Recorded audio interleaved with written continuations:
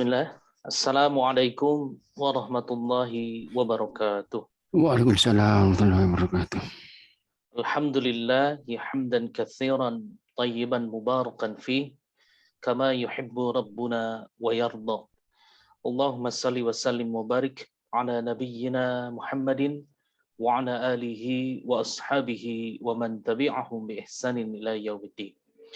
Alhamdulillah Bapak Ibu para jamaah rahimani wa rahimakumullah, kita dipertemukan kembali di dalam majelis ilmu yang di setiap Jumat yang pertama ini kita akan melanjutkan kajian kita tentang fikih ibadah yang alhamdulillah telah masuk ke dalam pembahasan tentang berkurban. Kita bersyukur pula guru kita Ustadz Agung Cahyadi LCMA Hafizahullah Ta'ala telah berada di tengah-tengah kita semua yang insya Allah akan menyampaikan kajian ini di malam hari ini. Baik, untuk mempersingkat waktu Ustadz, kita akan mulai kajian kita Ustadz. Tafadhol Ustadz. Baik. Bismillahirrahmanirrahim. Assalamualaikum warahmatullahi wabarakatuh. Waalaikumsalam warahmatullahi wabarakatuh. Innal hamdalillah nahmaduhu wa nasta'inuhu wa nastaghfiruh wa na'udzu billahi min syururi anfusina wa min sayyiati a'malina may yahdihillahu fala mudilla lahu wa may yudlil falan tajida lahu waliyyan mursyida. Asyhadu an la ilaha illallah wahdahu la syarika lah wa asyhadu anna Muhammadan abduhu wa rasuluh. Allahumma salli wa sallim ala nabiyyina Muhammad wa ala alihi wa sahbihi wa man da'a bi da'watihi wa sara ala nahjihi ila yaumiddin. Amma ba'du fa yaqulu subhanahu wa ta'ala fi muhkami tanzilih ya ayyuhalladzina amanu taqullaha wa qulu qawlan sadida yuslih lakum a'malakum wa yaghfir lakum dzunubakum wa may yuti'illaha wa rasulahu faqad faza fawzan 'azima. Baik para jamaah, bapak-bapak, ibu, ikhwah watillah rahimakumullah. Alhamdulillah kembali Allah berkenan memberikan kita malam hari ini kemudahan dan taufiknya sehingga kita bisa menyatu kembali dalam kajian fikih ibadah yang tentunya harapan kita Allah berkenan meridhoi dan mencatat upaya kita ini sebagai bagian dari ibadah kita yang mudah-mudahan nantinya bisa menambah beratnya timbangan kebaikan kita insyaallah. Allahumma amin. Baik Bapak sekalian, insya Allah tema yang akan kita bahas bersama malam hari ini tentang kurban, yaitu salah satu ibadah yang mulia yang Allah tetapkan di bulan mulia, yaitu Dzulhijjah. Jadi Dzulhijjah itu salah satu dari 4 bulan mulia yang Nabi sebutkan dalam hadis Bukhari Muslim yang Allah syaratkan dalam surat yang ke-9 ayat 36, yaitu inna iddatasyuhuri indallahi 12 syahrun fi kitabillah yauma khalaqas samawati wal ardi minha arba'atun hurum. Jadi 4 bulan mulia yang Allah sebutkan yang Nabi rinci dalam hadis Bukhari Muslim, yaitu di antaranya Dzulhijjah. Nah, Dzulhijjah sebagai salah satu bulan mulia sebagaimana yang lain mempunyai nilai-nilai yang istimewa yang tidak terdapat di bulan yang lain. Bahkan mungkin dari si ibadahnya ini yang paling baik Muharram tentunya, tapi ini dari si ibadahnya paling banyak dan paling banyak pahalanya di bulan Dzulhijjah ini. Di antaranya ditetapkan di bulan Dzulhijjah ini bahwa di 10 hari pertama itu satu Dzulhijjah itu sebagai hari terbaik sepanjang tahun. Kalau malam-malam terbaiknya di sebelah akhir Ramadan, kan di harinya itu sebelah awal Dzulhijjah. Dijelaskan oleh Bukhari dan yang lainnya, Nabi mengatakan ma min ayyamin al amalu shalihu fiha ahabbu ilallah min hadil ayyam, yakni al ayyamul ashr. Jadi tidak ada hari-hari di mana amal soleh yang dikerjakan di hari-hari itu yang lebih Allah cintai daripada amal soleh yang dikerjakan di 10 awal Dzulhijjah. Semua amal itu. Para sahabat bertanya, wal jihad fisabilillah, ya Nabi, apakah jihad fisabilillah yang itu puncak ibadah, itu kebaikannya tidak bisa menandingi kebaikan dari amal-amal yang dikerjakan di 10 Dzulhijjah? Nabi menjawab, wal jihad fisabilillah tidak bisa menandingi. Jadi jihad yang itu puncak amal ini, kebaikannya tidak bisa menandingi semua amal ibadah yang dikerjakan di 10 awal Dzulhijjah. Kecuali kata Nabi, illa ayyahrujar rasulu binafsi wa mali fala yarji min syai'in dzalik. Kecuali kalau orang itu jihadnya dia berangkat dan hartanya semua dipakai untuk membiayai, dan dia gugur dan hartanya habis, itu saja menyanding. Amal apa? Semua amal ibadah, kata Nabi. Ya, namun tentunya ada prioritasnya. Yang terbaik adalah tentu sholat. Ini karena sholat penentu. Yang kedua ini yang para ulama tekankan, yaitu puasa. Puasa itu ibadah yang kata Nabi tidak ada tandingannya kebaikannya. Bahkan dalam hadis qudsi Allah mengatakan illa sauma fa innauli wa ana ajibi. Yang sebelumnya hadisnya itu Bukhari, Nabi mengatakan setiap amal ibadah hamba Allah itu baginya. Artinya kita bisa menentukan berapa nilai pahalanya. Karena apa? Kullu hasanatin tudha'ahu as'am tahliya ila sab'i. Kata kebaikan hamba Allah itu dilipat gandakan 10 maksimal 700 kali lipat. Kata Allah kecuali puasa. Kelipatannya enggak ada tandingannya. Nah, puasa Dzulhijjah ini disunahkan, itu semua ulama sepakat, yaitu mulai 1 sampai 9. Dikeluarkan hadis Nasai, Abu Dawud, dari istri Nabi, dikatakan Hafsah atau Ummu Salamah ini, karena Rasulullah SAW yasumu tis'a Dzulhijjah. Bukan tasik ya, kalau tak itu 9 ya, tis'a itu 9 hari Dzulhijjah. Wa thalathati ayyan min kulli syahrin wa yaumu asyura, dan juga biasa puasa 3 hari setiap bulan dan Asyura. Nah, ini 19. Nilainya 1 hari puasa lebih dari jihad. Namun tentunya bagi yang mungkin tidak bisa 9 hari boleh memilih 8, 7, 3, berapa saja. Tapi kalau tidak juga mampu untuk 9, minimal tanggal 9-nya. Jadi kalau nggak mampu 9 hari, 8 hari, 7 hari, 4 hari, atau 2 hari pun nggak mampu, mestinya kita upayakan tentunya, karena nilainya luar biasa, ini lebih dari jihad nilainya. Puasa sendiri pahalanya tidak ada tandingannya, di awal Dzulhijjah lebih dari jihad. Nah, minimal tanggal 9-nya, yaitu disebut puasa Arafah, yang Nabi ketika ditanya, yaitu yukaffirus sanatal madiyah al-baqiyah wal madiyah wal baqiyah. Jadi puasa Arafah ini menghapus 2 tahun dosa, yang lalu 1 tahun, yang akan datang 1 tahun. Nah, puasa Arafah ini pernah kita sebut ya, pada saat yang bahas ini puasa disebut puasa Yaumu Arafah, puasa hari Arafah.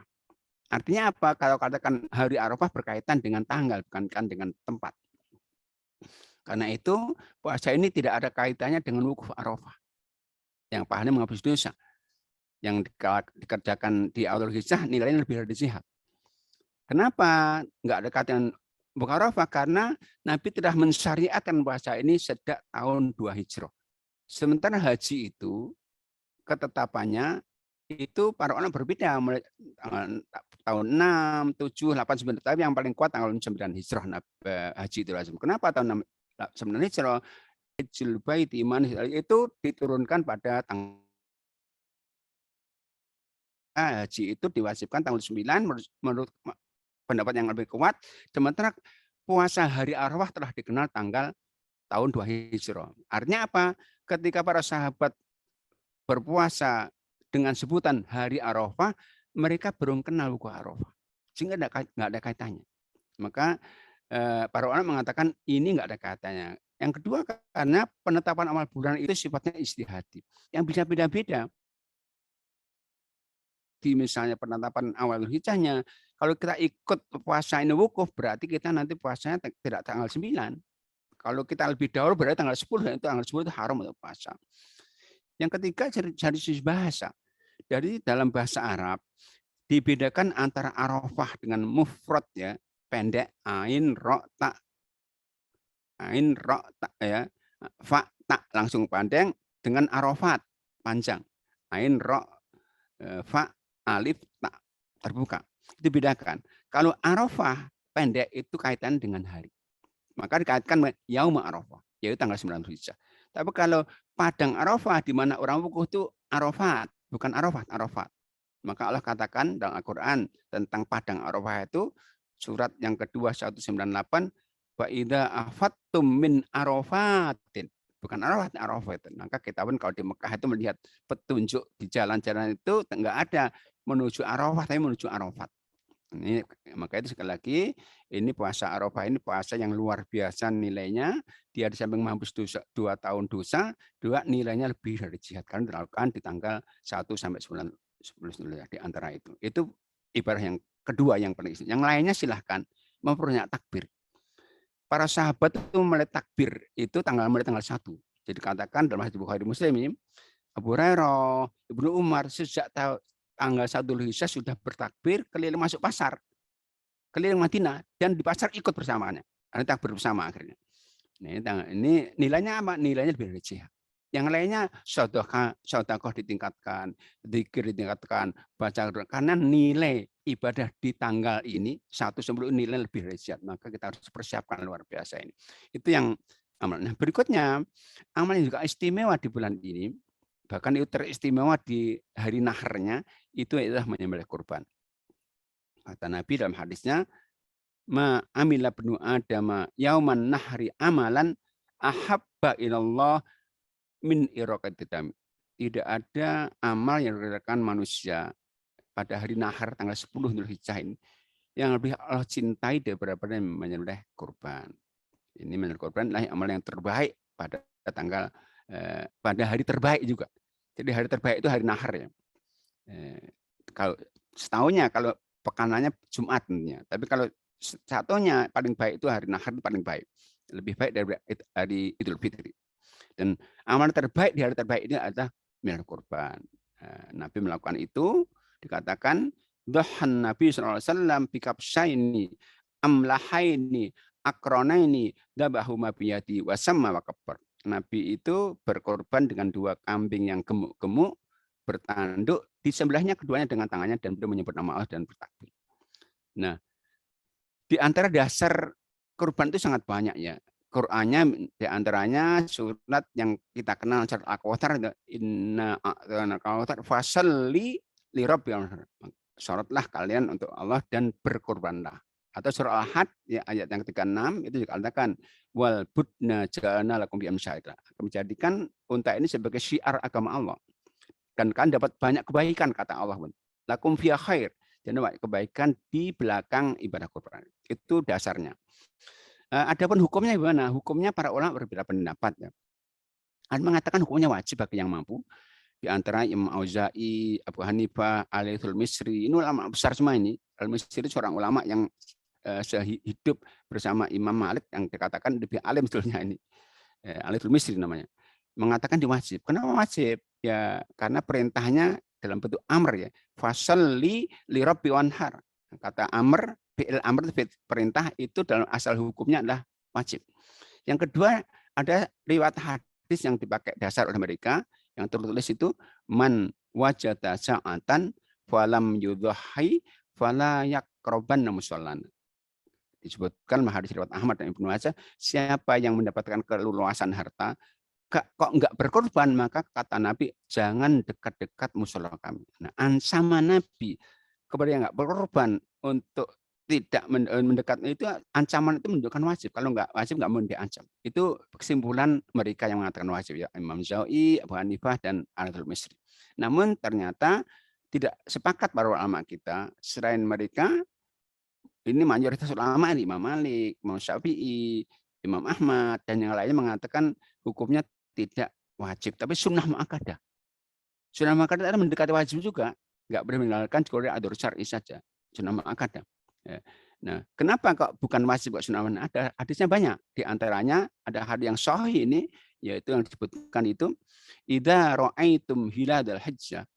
Apabila kalian telah menyaksikan hilalnya Dzulhijjah, wa arada ahadukum, dan ada di antara kalian seorang yang ingin berkorban, kata-kata aroda itu ingin itu berarti enggak wajib. Jadi hadisnya kata Nabi, idza ra'aitum hilalal hijjah. Apabila kalian telah melihat, menyaksikan hilalal hijjah, wa arada ahadukum ayyudaha, dan ada di antara kalian yang ingin berkorban, maka fayumsik an sya'ri, maka hendaknya dia menahan untuk tidak memotong rambut dan kukunya.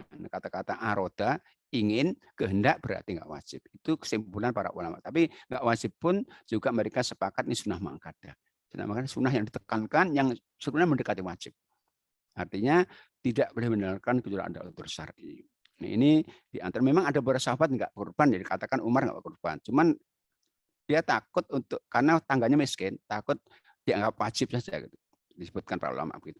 Nah, Nah, hewan yang ditetapkan sebagai kurban itu tertentu ya, nggak boleh kita menciptakan atau menentukan hewan sendiri, yaitu betang ternak yang pada masa Nabi ada 3 jenis, yaitu unta dengan segala jenis untanya, sapi dengan segala jenis sapinya. Nah, kerbau itu termasuk spesies sapi, maka kerbau di Indonesia itu boleh karena spesies sapi.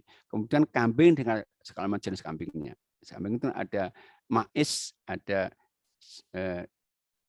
jatah, ada macam-macam segala jenisnya. Itu tidak boleh selain itu. Kuda itu halal, mungkin lebih mahal, mungkin lebih enak, tapi nggak boleh. Nanti tetapkan ada jenis. Nah, itu tentang hewan yang dijadikan sebagai kurban. Nah, namun sekali lagi untuk pelaksanaan ini sebagaimana juga ibadah lain ada aturannya. Ada syarat-syaratnya, ada wajibnya, ada sunnah-sunnahnya. Nah, apa syarat-syaratnya? Pertama, syarat wajib. Artinya mereka yang diperintahkan itu tentunya hanya orang Muslim saja. Karena non-Muslim itu nggak diperintahkan, kalaupun ibadah nggak ada gunanya. Karena ibadah non-Muslim nggak berpahala dan nggak tercatat di sisi Allah sebagai ibadah. Cuman ketika dia masuk Islam akan menjadi aset. Yang kedua telah balik, tapi yang belum balik boleh berpahala. Dia orang belum balik kan bisa kaya juga. Mungkin seorang yang yatim piatu, bapaknya wafat, kaya akan menjadi kaya. Tapi belum diperintahkan. Tidak mukallaf namanya. Tapi boleh dan dapat pahala. Yang ketiga berakal. Ya. Namun karena ibadah kurban ini ibadah harta, maka sepakat ulama kita boleh diwakili, boleh digantikan. Artinya saya kurban atas sama orang yang nggak sehat misalnya, nggak masalah. Yang berikutnya Abu Hanifah khusus mengatakan mensyaratkan mukim. Kalau nggak mukim nggak wajib, itu Abu Hanifah. Yang mengatakan wajib Abu Hanifah. Dan mengatakan yang mukim yang wajib. Yang nggak mukim nggak wajib. Berikutnya adalah mereka yang telah tetapkan kurban ini akan sah kurbannya dengan syarat. Itu namanya syarat sah. Apa itu? Pertama, terbebasnya hewan kurban dari cela. Dan disebutkan ada 4 cela. La tujzi'ul ajohi, tidak boleh kurban di dalam cela. Yang tadi kita sebutkan, yaitu yang pertama yaitu al-aura'ul bayna aurah, yaitu yang buta salah satu matanya. Satu saja matanya buta itu enggak boleh. Misalnya disebutkan, dicontohkan para ulama sampai detail sekali, kalau putihnya itu menutupi sebagian besar hitamnya, matanya itu udah enggak boleh. Cacat yang disebutkan Nabi. Yang kedua yaitu al-aura'ul bayna, yaitu yang pincang salah satu kaki. Satu, maka seorang itu kalau membeli hewan kurban disuruh jalan. Kalau jalan terpincang nggak boleh dibeli. Jadi sekali ini pastikan. Jadi maka kalau beli hewan kurban kita pastikan ya menyertakan ahlinya ya. Karena yang kadang-kadang kelihatan sehat nggak sehat. Ada indikasi tertentu. Ada banyak kejadian. Pernah satu kantor di Surabaya itu ada. Jadi hewan sapi itu kurbannya kelihatannya sehat. Tapi ternyata setelah disembelih itu artinya banyak ulatnya. Ternyata menurut dokter hewan katanya ada indikasi di matanya yang bisa menunjukkan itu. Makanya makanya harus kita ihsan ya dalam memilih hewan ini. Pastikan enggak cacat tadi, enggak buta, enggak pincang, dan enggak sakit. Jadi sakit enggak boleh juga. Kalau sakit biasa, sakit yang karenanya dia cacat. Dan yang keempat yaitu yang sangat kurus, nggak boleh. Kalau Nabi itu memilih al-amlah yang gemuk. Nah ini cacat-cacat ini harus kita pastikan sebelum kita memilih ya, kita beli. Tapi kalau kita beli sehat ini, kemudian ternyata saat itu cacat karena mungkin jatuh, mungkin tengkar dengan temannya, atau yang lainnya, itu boleh. Karena cacatnya sudah setelah kita beli. Ada kasus seorang sahabat. Dia mengatakan begini, istaratu kabsan li udhiyati.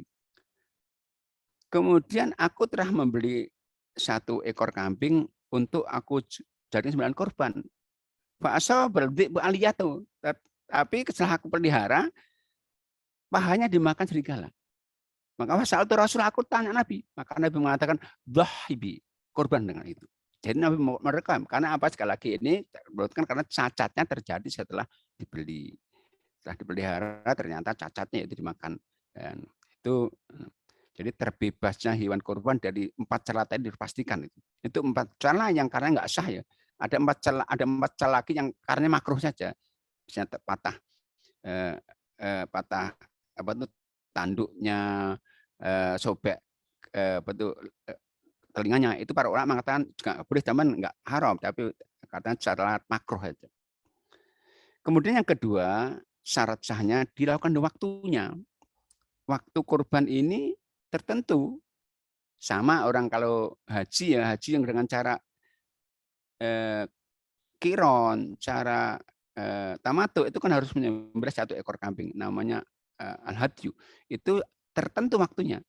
Waktunya nggak sah. Nah sama, kurban juga ada waktunya. Waktu kurban itu kapan? 4 hari panjang.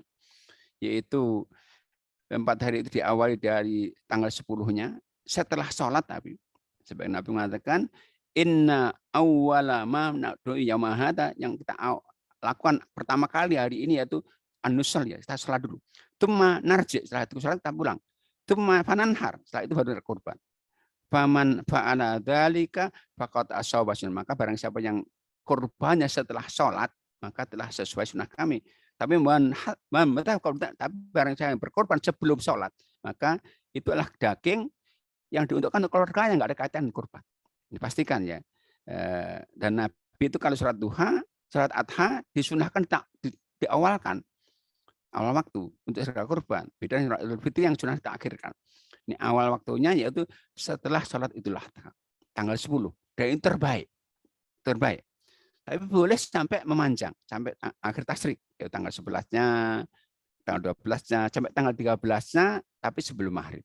Batas akhirnya sebelum maghrib tanggal 13. Jadi 4 hari ini, tapi sekali lagi yang terbaik tanggal 10-nya, tapi boleh ditakhirkan juga, nggak ada apa. Dan sunnahnya di siang hari meskipun boleh di malam hari. Nah itu sekali lagi tentang waktu kurban sebagai syarat sahnya keabsahan daripada kurban kita.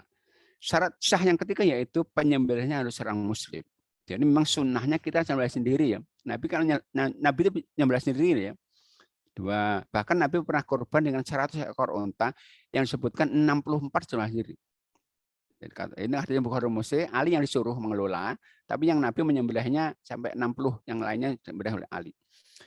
Sunnahnya, tapi kalau tidak boleh, atau mungkin ibu-ibu mungkinnya nggak tega atau nggak bisa, atau kita laki-laki ada yang nggak tega, boleh menyerahkan pada ahlinya. Teman pastikan penyembelihnya itu ahli. Karena Nabi mewajibkan, hadis Muslim ya, innallaha katabal ihsan ala kulli syai'. Allah itu telah mewajibkan berbuat yang terbaik termasuk dalam menyembelih. Maka Nabi faida dabahtum fahsunul dzibah. Kalau kamu menyembelih harus menyembelih yang terbaik saja. Artinya kalau penyembelih nggak tahu berarti nggak bisa terbaik. Di antaranya dia muslim, pastikan ini, karena sembelihan muslim itu jadi bangkai, nggak sah. Maka kalau kita di masjid dari panitia punya amanah banyak yang kita menyewa jagal, pastikan jagal itu seorang muslim yang sholat. Nggak sholat itu nggak sah juga. Ya, itu pastikan karena sembelihan mereka bangkai. Nah, salah satu yang diperintahkan Nabi yaitu dia wajib mempertajam pisaunya. Kata Nabi kan, maka hendaknya dibuat sembelihnya itu rehat, enak, nggak kesakitan. Di antaranya mempertajam pisaunya. Nah, kemudian juga tidak boleh menyembelih kurban dalam keadaan dia masih lelah. Diangkut lewat truk jauh langsung, enggak, dikasih makan, disantaikan dulu. Yang ketiga, tidak boleh membuat dia stres. Di antaranya tidak boleh menyembelih itu kemudian di hadapan hewan yang belum tersembelih, akan stres. Nah, itu di antara yang harus diketahui oleh seorang penyembelih yang dia menjadi salah satu syarat keabsahannya. Muslim yang tahu caranya. Berikutnya adalah tadi waktunya jelas ya udah ya. Jadi hewan kurbannya 3 jenis tadi ada aturannya ya. Pertama unta. Unta itu syaratnya umurnya adalah 5 tahun penuh masuk tahun ke-6. Musinnah. Sebelum itu enggak sah. Berikutnya sapi atau juga kerbau di kita itu umurnya harus 2 tahun penuh masuk tahun ke-3. Kalau kambing itu 1 tahun penuh masuk ke tahun ke-2. Cuman Nabi memperkenankan bagi yang kesulitan mencari kambing 1 tahun penuh, maka boleh dengan jenisnya do'an. Do'an itu adalah biri-biri ya, atau gibas ya, yang punya rambut tebal yang buat wool itu boleh 6 bulan. Kata Nabi, la tatbahu illa musinna. Kalian jangan menyembelih kecuali yang berumur. Kata Nabi, illa ayya asyara, kecuali karena kesulitan mencari yang berumur itu. Fatat bahu jad'atan, maka boleh kalian menyembelih jad'ah minad dhani, yaitu gibas biri-biri yang berumur 6 bulan. Itu khusus tapi bagi yang kesulitan. Nah, ini hadisnya riwayat Muslim dan yang lainnya. Nah, kemudian kadarnya. Jadi hewan-hewan ini ada kadarnya ya. Artinya jadi korban itu kalau sapi itu boleh patungan. Tapi maksimal 7 orang saja. Satu orang itu ekor sapi boleh, tapi kalau patungan 7 orang maksimal. Tapi untuk unta bisa 7, bisa 10 orang. Hadis yang 10 orang itu sangat kuat sekali dari Ibnu Abbas. Dari riwayat Tirmidzi, Nasa'i, Ibnu Abbas mengatakan begini, bahwa unta boleh 10 orang, kata Ibnu Abbas, kunna ma'a Rasulullah bisawar. Kami pernah bersama Nabi dalam safarnya. Fadhul adha, maka dalam safar itu kami kedatangan hari adha. Kata Ibnu Abbas, fastarokna fil baqarati sab'atan wa fil ba'iri asrotan. Maka kami para sahabat bersarikat untuk sapi 7 orang, untuk unta 10 orang. Dan itu di hadapan Nabi.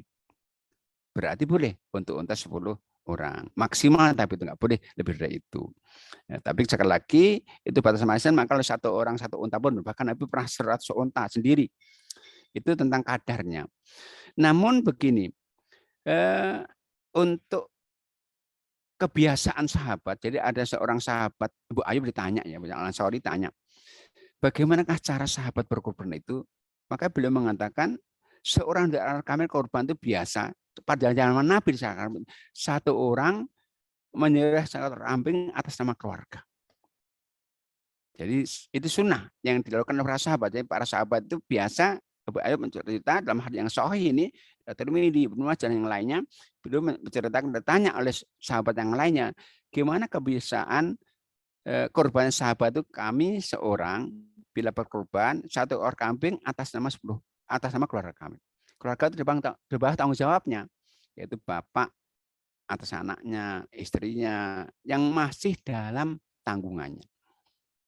Yang udah mandiri tidak, yang di bawah tanggungan. Misalnya seorang bapak punya anak 5, yang 3 udah mandiri, yang 3 nggak boleh.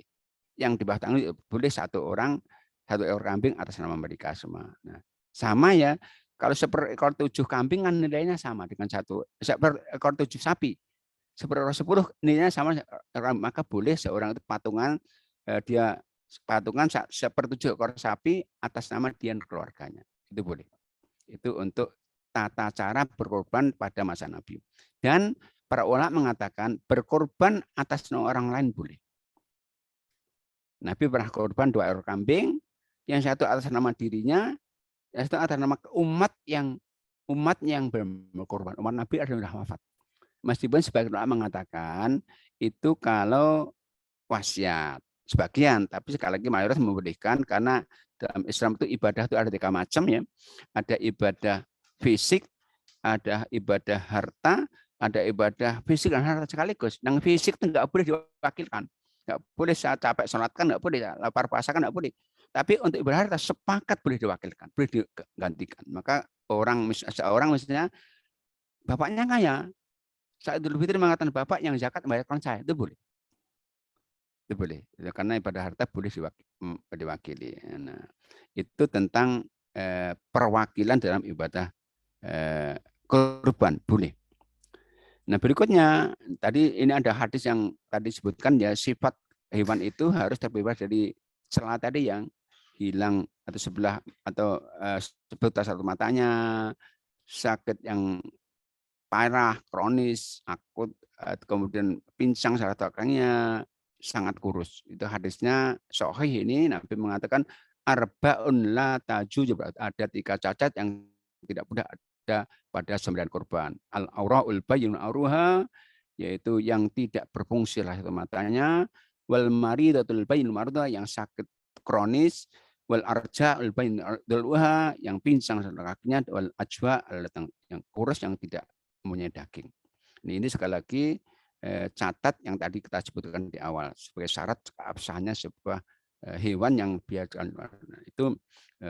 Nah, kemudian dalam pelaksanaannya sekarang, dalam pelaksanaan kurban ini ada aturannya. Pertama, ada beberapa hal yang perlu diperhatikan. Pertama, bagi yang sudah niat kurban, maka ketika sudah masuk 1 Dzulhijjah tidak lagi boleh memotong rambut dan kukunya. Hadisnya sahih ini, kata Nabi, idza ra'aitum hilala dzulhijjati, kalau kalian telah menyaksikan hilal dzulhijjah, wa arada ahadukum an yudhi, dan seorang ada yang ingin berkorban, kata Nabi, fal yumsik an sya'ri, maka hendaknya dia menahan untuk tidak memotong kuku dan rambutnya. Kuku dia ya, bukan kuku kambingnya ya, kuku dia dan rambutnya. Nah, para ulama mengatakan di antara hikmahnya itu agar merasakan sebagian orang haji. Orang kalau ihram kan, yang ihram untuk umrah atau haji kan tidak boleh tadi memotong rambut, memotong kuku. Nah, ini di antaranya mereka mengatakan, sebutkan itu. Itu hikmah saja, yang itu kesimpulan hajat, bukan dari Nabi. Itu pertama. Kemudian yang berikutnya, sebisa mungkin menyembelih sendiri. Itu sunnah, kan Nabi mencontohkan itu. Nah, saat menyembelih sendiri itu hendaknya dia tadi lakukan pertajam pisaunya. Dan jangan menyembelih di hadapan hewan yang belum disembelih, dijauhkan, ditutup. Dan jangan mengasah pisaunya di hadapan kambingnya. Nabi pernah seorang sahabat ingin menyembelih 1 ekor kambing. Ngasah pisau di hadapannya, Nabi marah. Berarti engkau telah membunuhnya 2 kali.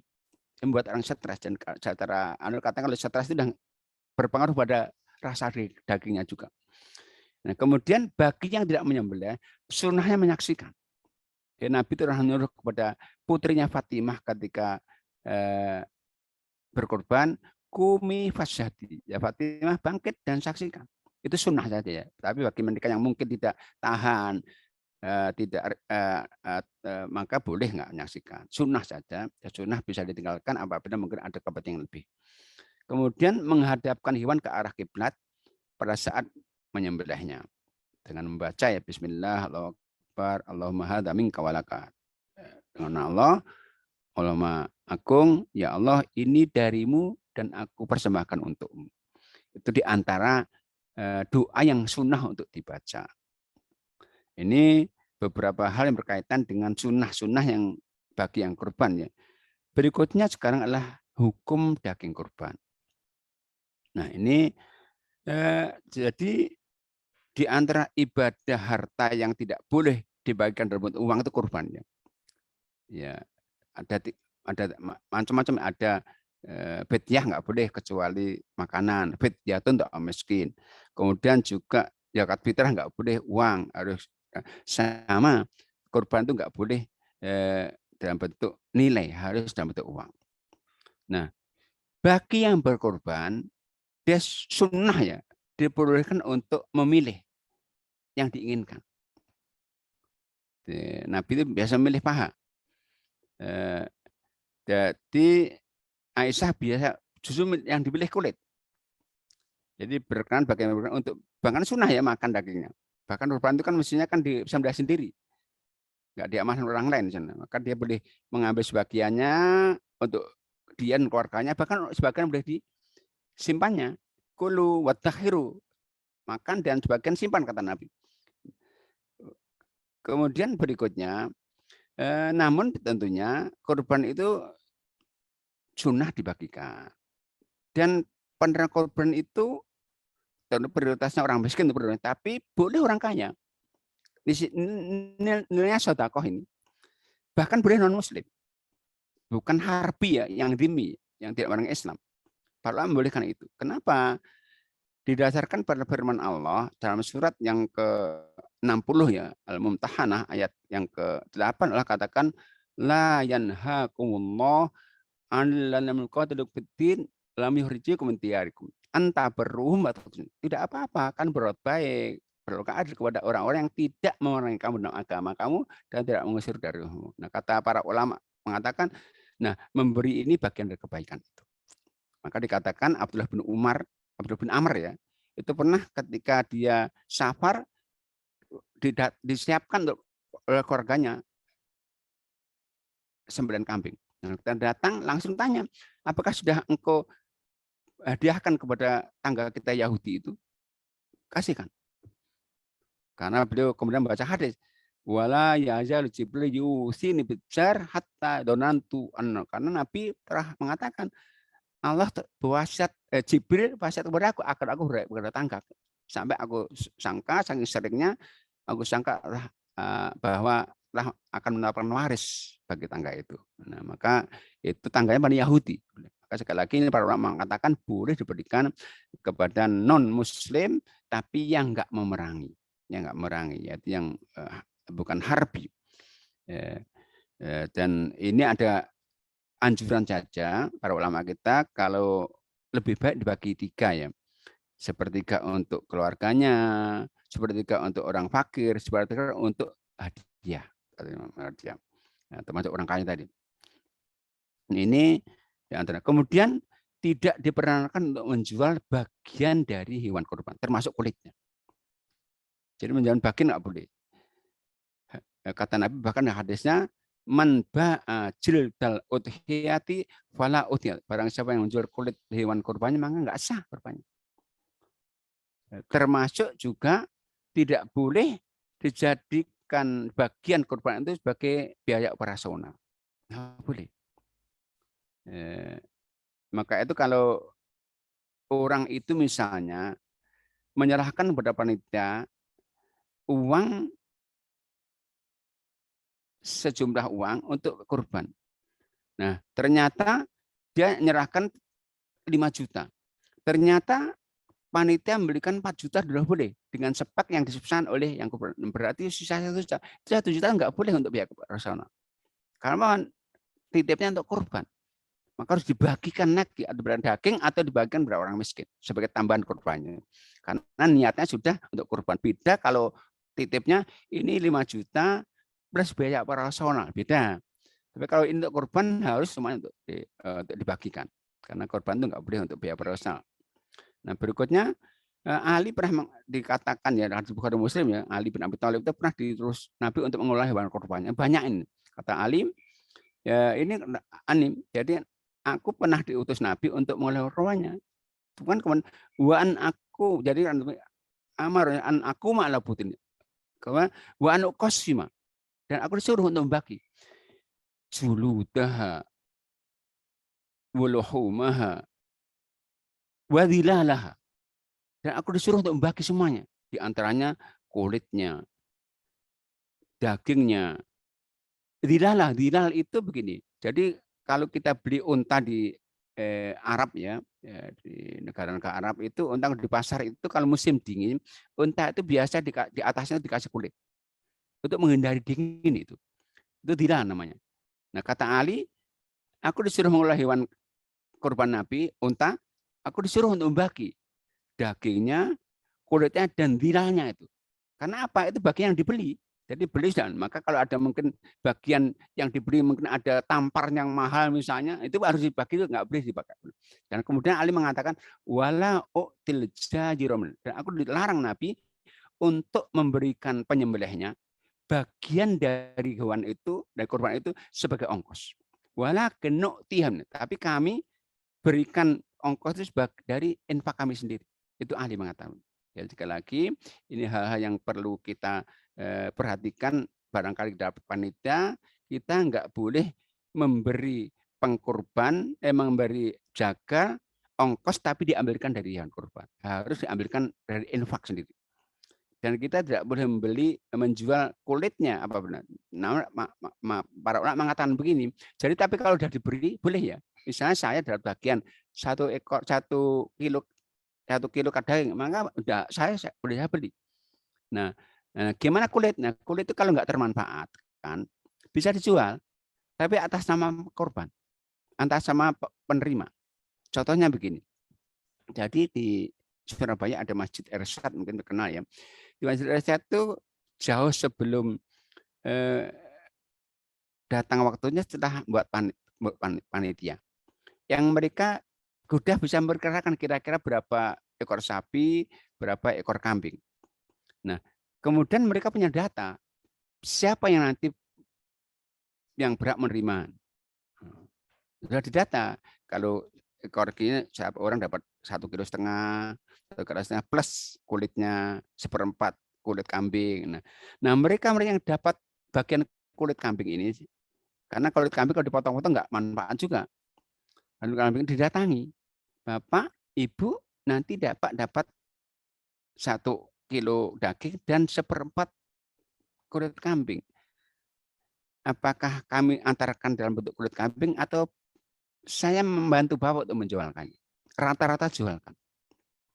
Nah, ini akhirnya panitia menjual atas taukil amanah dari pemiliknya.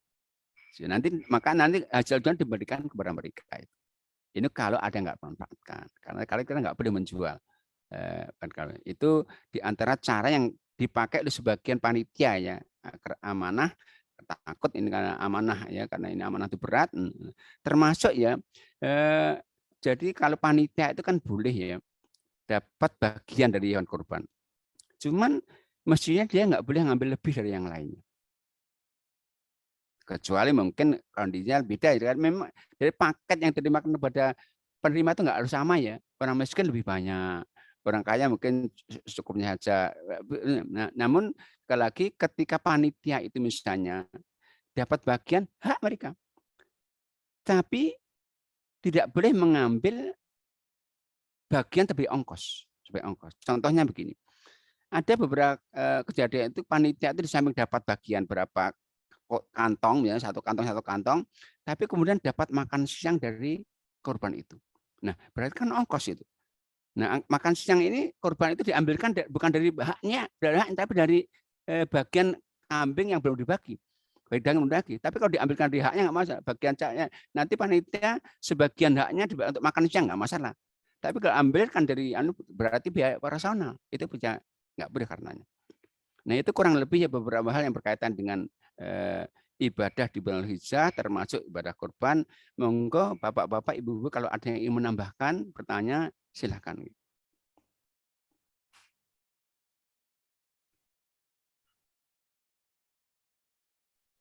Baik, alhamdulillah, jazakallahu khairan Ustaz atas penyampaian materinya tentang topik fikih ketika kita berkurban. Jadi pertanyaan bisa disampaikan melalui kolom chat, insya Allah akan kami bacakan dan dijawab oleh Ustadz. Ataupun jika akan langsung menyampaikan pertanyaan, bisa dengan raise hand terlebih dahulu, sehingga nanti kita akan bukakan kolom unmute-nya. Ada 2 pertanyaan, Ustadz, dari para jamaah ini yang sudah masuk kepada kita. Yang pertama, Assalamualaikum Ustadz. Waalaikumsalam. Afan bertanya, sesungguhnya orang yang mau berkurban itu yang tidak boleh dipotong kukunya dan bulu kambingnya, atau kuku dan bulu orangnya yang mau berkurban. Tadi sudah dikupas sebenarnya ya. Mungkin ditegaskan kembali Ustadz supaya bisa meyakinkan. Memang begini. Jadi di Indonesia khusus, saya pernah mendengar memang ada beberapa ustadz mengatakan yang nggak boleh dipotong itu rambut dan kuku hewannya. Itu kesalahan besar. Semua ulama sepakat. Yang nggak boleh itu adalah memotong kuku dan rambut yang berkorban. Kenapa? Ada beberapa alasan. Yang pertama, larangan itu biasanya tentang sesuatu yang biasa dilakukan. Kita kan ada sunnah fitrah namanya memotong rambut kuku. Nah, saat korban kita dilarang. Yang pertama. Yang kedua, ketika Nabi SAW menyampaikan larangan itu mengatakan pindah. Hadisnya tadi, dengan Muslim yang lainnya. Kata Nabi, idza ra'aitum hilalatil hijjati Wa arada ahadukum ayyudhhiya falyumsik an sya'rihi wa atwari. Kalau kalian telah melihat hilal hijjah dan ada yang ingin kurban, falyumsik an sya'rihi. Kita lihat bahasa Arabnya ya. Yudhhi itu udhiyah itu dalam bahasa Arab namanya muannas. Kemudian yumsik an sya'rihi. Kata ganti hi ini mudzakkar. Ha. Nah, kalau yang itu kembalinya kepada korban mestinya an sya'riyah, bukan rihi. Tapi ansari berarti pengkorbannya, anjudahnya. Jadi fa'ilnya korbannya. Itu yang kedua. Yang ketiga, yang disuruh untuk tidak motong itu apa? Kuku dan rambutnya. Kira-kira kukunya kambing yang mana? Kukunya sapi yang mana? Nah, kalau bulu, yang punya bulu hanya kambing saja. Yaitu yang biasa dibulu yaitu berkambingan. Maka sekali lagi para ulama sepakat, Imam Madzhab cuma sepakat yang dimaksud ya nggak boleh yang motong yang berkorban, yang niat korban. Yang niat saja ya, yang tidak niat enggak. Contohnya begini, saya misalnya korban atas nama keluarga saya. Yang enggak motong saya aja, keluarga saya tetap motong.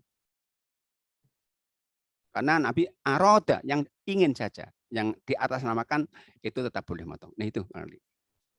Baik, alhamdulillah, jazakallahu khairan. Semoga bisa menjawab dan meyakinkan kepada ikhwan yang bertanya tadi. Ada pertanyaan lanjutan, Ustadz, dari salah seorang akhwat kita. Assalamualaikum warahmatullahi wabarakatuh. Saya mau izin bertanya, Pak Ustadz, apakah daging kurban apakah daging kurban boleh disimpan sampai berbulan-bulan? Jadi ya begini. Jadi lagi dulu awal-awal dulu itu dibatasi 3 hari. Tapi terhapus. Jadi kalau lagi dalam Islam itu ada namanya hukum mansuh. Mansuh terhapus hukumnya. Dulu pernah 3 hari. Tapi setelah itu Nabi mengatakan kulu wadakhiru wa'atimu. Makan kalian dan simpan di bagiannya sebagian. Boleh simpan sampai 1 tahun. Bahkan sekarang itu ada model lain. Jadi ada beberapa lembaga-lembaga itu karena korban itu sangat banyak sekali, itu dikalengkan.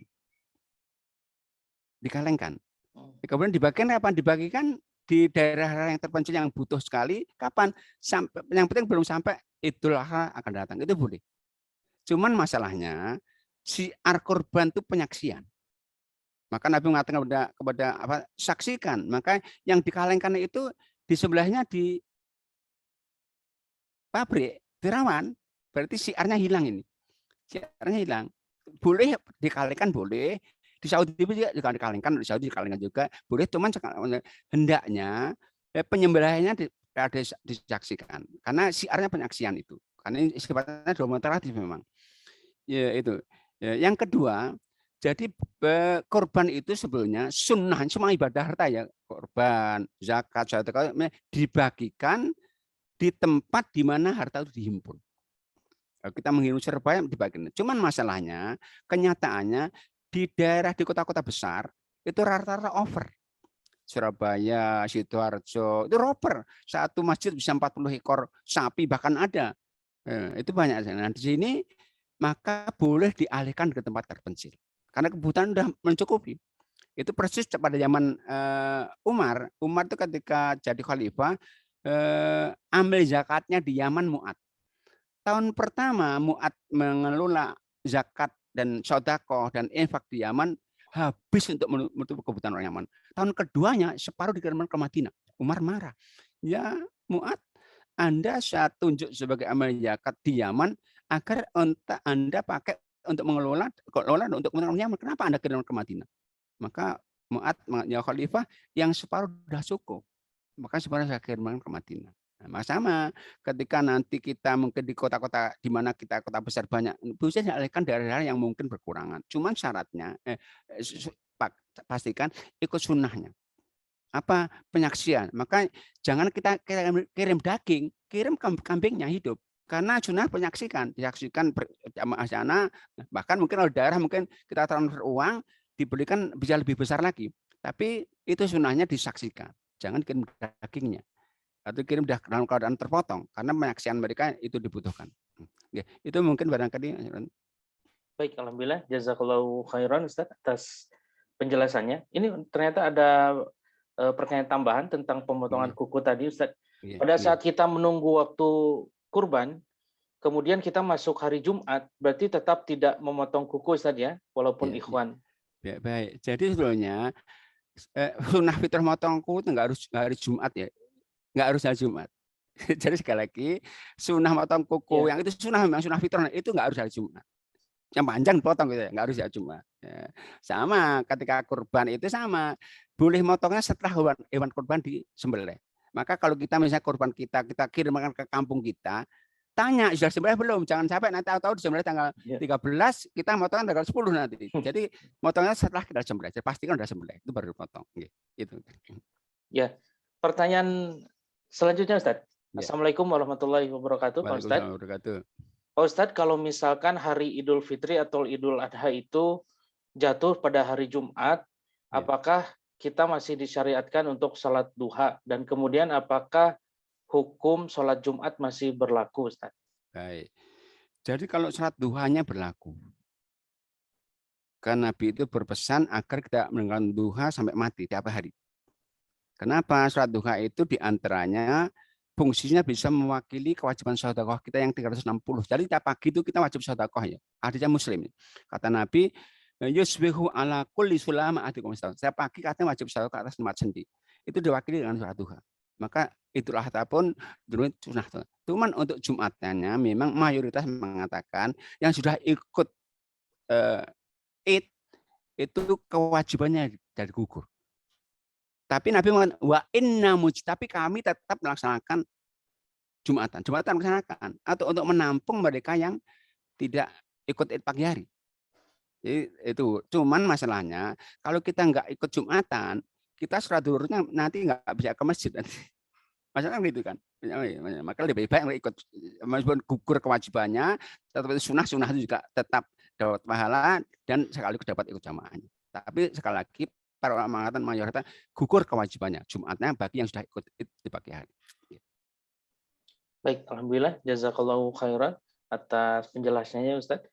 Dari kolom chat sudah habis pertanyaan yang dilayangkan oleh para jamaah. Dan saya lihat di materi juga sudah habis Ustaz, materi kitab kita, ya mungkin kita bergeser ke fikih muamalah mungkin nanti Ustaz. Atau tapi kan ini bulan depan Ramadan udah. Barangkali setelah Ramadan ya. Insya Allah. Jadi kalau kita lihat di tanggalnya, Jumat pertama di bulan April itu jatuh pada tanggal 1 persis. Kalau keputusan malam Ramadan itu ya. Kalau keputusan pemerintah di sidang itsbat mungkin 1 Ramadan di tanggal 2-nya, maka kita lanjutkan di Syawal, Ustaz. Jadi kayak sepertinya hisapnya itu, hisapnya tanggal 1 udah malam Ramadan. Jadi sudah taruh insya Allah Jumat, insya Allah. Jumat setelah Ba'da maghrib itu sudah 1 Ramadan, Ustaz ya. Iya, benar. Insya Allah gitu. Insya Allah. Ya kita sepakati aja nanti materinya apa Ramadan, monggo silakan sepakati. Iya, baik. Alhamdulillah jazakallahu khairan Ustaz. Pertanyaan sudah terjawab semua, sudah tidak ada lagi. Silakan Ustaz kita tutup dengan doa. Baik, a'udzubillahi minasyaitonirrajim. Bismillahirrahmanirrahim. Alhamdulillahirabbil alamin, hamdan yuwafi ni'amahu wa yukafi'u mazidah. Ya Rabbana lakal hamdu kama yanbaghi li jalali wajhika wa adimi sultanik. Allahumma salli wa sallim ala nabiyyika Muhammad wa ala alihi wa sahbihi wa sallim tasliman katsira. La ilaha illa anta subhanaka inna kunna minadh dhalimin. Rabbana dhalamna anfusana wa illam taghfir lana wa tarhamna lanakunanna minal khasirin. Rabbana faghfir lana dzunubana wa kaffir 'anna sayyi'atina wa tawaffana ma'al abrar. Rabbana wa atina ma wa'adtana ala rusulika wa la tukhzina yaumal qiyamati innaka la tukhzil mi'ad. Rabbana ighfir lana wa li ikhwanina alladhina sabaquna bil iman wa la taj'al fi qulubina ghillan lil ladzina amanu rabbana innaka ra'ufur rahim. Allahumma inna ala dzikrika wa syukrika wa husni ibadatik. Allahumma ya muqallibal qulub tsabbit qulubana ala dinik wa ya musarrifal qulub sarif qulubana ala ta'atik. Allahumma ij'al khaira amrina akhirah wa khaira amalina khawatimah waj'al khaira ayyamina yauman nalqaka fi. Allahumma kfina bihalalik an haramik wa aghnina bifadlika amman siwak. Rabbana hab lana min azwajina wa dhurriyyatina qurrata a'yun waj'alna lil muttaqina imama. Rabbana atina fid dunya hasanah wa fil akhirati hasanah wa qina adzabannar. Tawaffana muslimin wa alhiqna bis salihin. Wa subhana rabbika rabbil izzati amma yasifun wa salamun alal mursalin walhamdulillahi rabbil alamin. Bapak-Bapak sekalian, tentunya ada khilaf, saya mohon maaf dan sekaligus saya mohon pamit. Mudah-mudahan Allah pertemuan lagi di kesempatan lain dan al-afu minkum. Assalamualaikum warahmatullahi wabarakatuh. Waalaikumsalam warahmatullahi wabarakatuh. Bapak Ibu, mari kita tutup dengan doa kafaratul majelis. Subhanakallahumma wa bihamdika asyhadu an la ilaha illa anta astaghfiruka wa atubu ilaik. Dengan ini rangkaian kajian tentang fikih ibadah yang kita kaji dari kitab yang ditulis sendiri oleh guru kita Ustaz Agung Cahyadi LCMA Fidhullah Ta'ala telah tuntas kita bahas, dan insya Allah pada pertemuan berikutnya kita akan bergeser pada materi yang lainnya. Insya Allah kita akan diskusikan terlebih dahulu dengan Ustaz untuk materi yang akan disampaikan yang akan kita kaji insya Allah. Baik, mohon pamit Bapak Ibu, para jamaah rahimani wa rahimakumullah. Assalamualaikum warahmatullahi wabarakatuh. Waalaikumsalam warahmatullahi wabarakatuh. Jazakumullah khairan semuanya.